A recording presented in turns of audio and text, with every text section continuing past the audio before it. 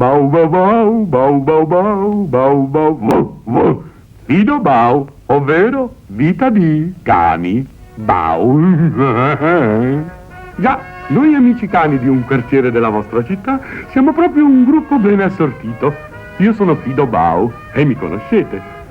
Lui invece è Bracco, un cane di pura razza, un bracco italiano, il più tipico cane da ferma a pelo liscio. Naturalmente per apprezzare il bracco bisogna vederlo al lavoro, a caccia, in mezzo alla natura. È un cane giustamente famoso, già.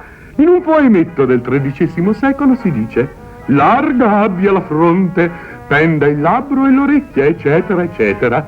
È un cane di carattere, obbediente, dolce, intelligente, gaio. Caratteristico è il passo del bracco. Un'andatura sciolta, un trotto ampio e svelto come il mio, perché io, che sono un bastardo, dal bracco italiano ho ereditato questo passo elegante e sicuro. Naturalmente anche il bracco italiano ama trottare libero, all'aria aperta e pura, come in casa vostra, dove...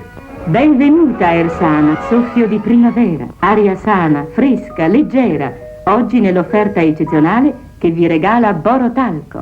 Vi dicevo del bracco, un cane che ama la caccia, autorizzata e non, un vero bracconiere, un baldo bracco, oh pardon, quello è un altro amico televisivo. Anche il bracco, come tutti i cani buoni, ama i bambini. I bambini, che carini che sono quando cantano, felici.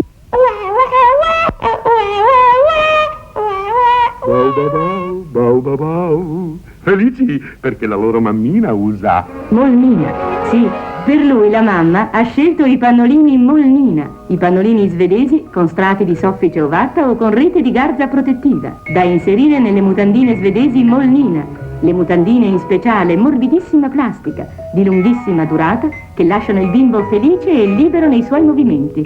Questi prodotti per l'igiene e la salute infantile completano la linea Roberts per bambini.